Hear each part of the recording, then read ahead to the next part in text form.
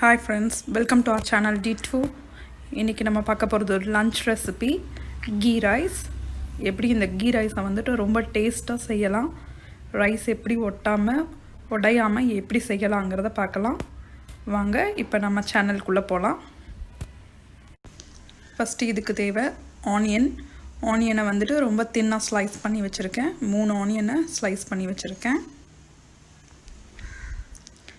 அப்புறம் கிராம்பு 2 கிராம்பு எடுத்திருக்கேன். பட்டை 2 எடுத்திருக்கேன். அப்புறம் பே லீஃப், பிரிஞ்சி லீஃப் அது 2 எடுத்திருக்கேன். கார்டமம் 3, புதினா எடுத்திருக்கேன் 1 கப் வாஷ் பண்ணி எடுத்து வச்சுருக்கேன். கொத்தமல்லி 1/2 கப் தண்டோடு நறுக்கிக்கோங்க. பூண்டு 10 பல் உரித்து வச்சுருக்கேன். ஜீரா ரைஸ் எடுத்திருக்கேன். 1/2 kg எடுத்திருக்கேன். இந்த ஜீரா ரைஸ் வந்துட்டு நான் எந்த ரைஸ் பர்ச்சேஸ் பண்ணேங்கிற லிங்க் வந்துட்டு கீழே உங்களுக்கு கொடுத்துருக்கேன். நீங்கள் வேணுன்னா வாங்கலாம். ஒரு 15 மினிட்ஸ் இதை சோக் பண்ணிடுங்க தண்ணி ஊற்றி. இப்போது பேன் அடுப்பில் வச்சுட்டேன். நல்லா ஹீட் ஆகட்டும். அப்புறம் ஆயில் போட்டுக்கோங்க. ஆயில் நல்லா ஹீட் ஆகட்டும். அதுக்கப்புறம் பட்டை போடுங்க. ஆயில் நல்லா ஹீட் ஆகிடுச்சான்னு செக் பண்ணிக்கோங்க.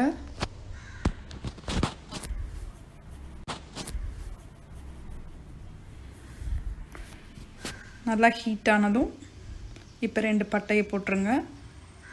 எடுத்து வச்சுருக்க கிராம்பு போட்டுருங்க. ஏலக்காய், பிரியாணி இலை. நல்லா கிராம்பு வெடித்ததும் இந்த வெங்காயத்தை நல்லா போட்டுருங்க.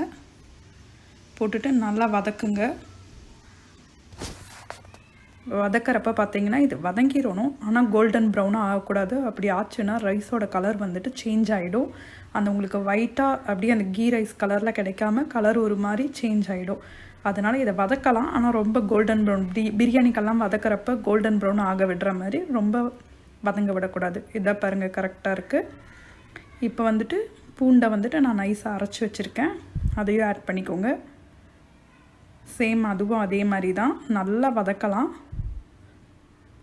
ஆனால் வந்துட்டு கலர் சேஞ்ச் ஆகாமல் பார்த்துக்கணும். ஆனால் நல்லா வதங்கிடணும். பச்சை வாசம் போகிற அளவுக்கு வதக்கிடுங்க. கலர் சேஞ்ச் ஆகாமல் பார்த்துக்கோங்க. பாருங்கள், இதுதான் கரெக்டாக இப்படி தான் இருக்கும். அதுக்கப்புறம் கொத்தமல்லி இலை போட்டுருங்க. புதினா இதையும் நல்லா கொஞ்சம் வதக்கிடுங்க.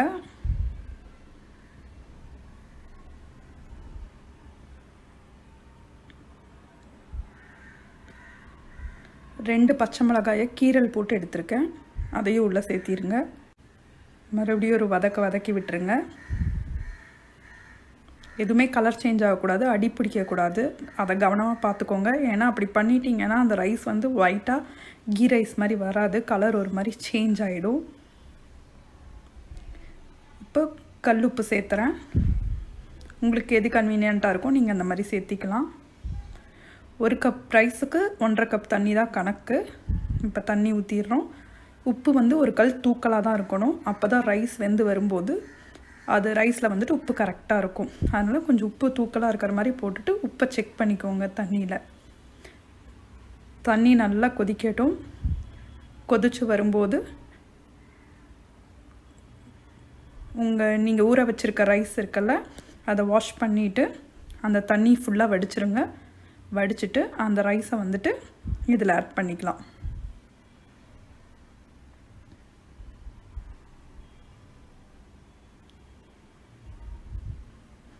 இப்போ ரைஸ் ஃபுல்லாக ஆட் பண்ணியாச்சு.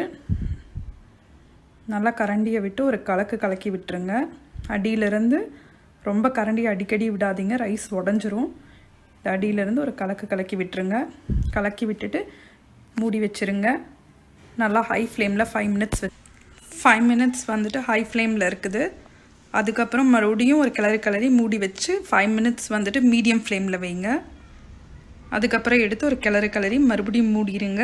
மூடிட்டு 15 மினிட்ஸ் லோக்கு வந்துட்டு தோசைக்கல் போட்டு நல்லா ஹீட் பண்ணிவிட்டு அது மேலே லோ ஃப்ளேமில் 15 மினிட்ஸ் குக்கர் வச்சாலும் ஓகே தான். அப்படி இல்லைன்னா டைரெக்டாக லோ ஃப்ளேமில் வச்சுட்டு ஒரு பவுல் ஹாட் வாட்டர் எடுத்து அது மேலே தம் ஆகிறதுக்கு வச்சுருங்க. வச்சிட்டிங்கன்னா ரைஸ் ரெடி ஆகிடும். இப்போ இதில் வந்துட்டு கீ சேர்த்திக்க போகிறோம். இதில் வேணும்னா ஃப்ரைட் கேஷ்யூ நட்ஸ் கூட சேர்த்திக்கலாம். நான் சேர்த்தலை, உங்களுக்கு வேணும்னா ஃப்ரைட் கேஷ்யூ நட்ஸ் சேர்த்திக்கோங்க. அதுக்கப்புறம் புதினா கிள்ளி அதையும் தூவ போகிறோம். தூவிட்டு மறுபடியும் ஒரு கிளறாக, இல்லைன்னா சர்வ் பண்ணுறப்ப கூட ஒரு கலக்கிட்டு சர்வ் பண்ணிக்கலாம். இப்போ இது ரொம்பவே நல்லா ரெடி ஆகிடுச்சு.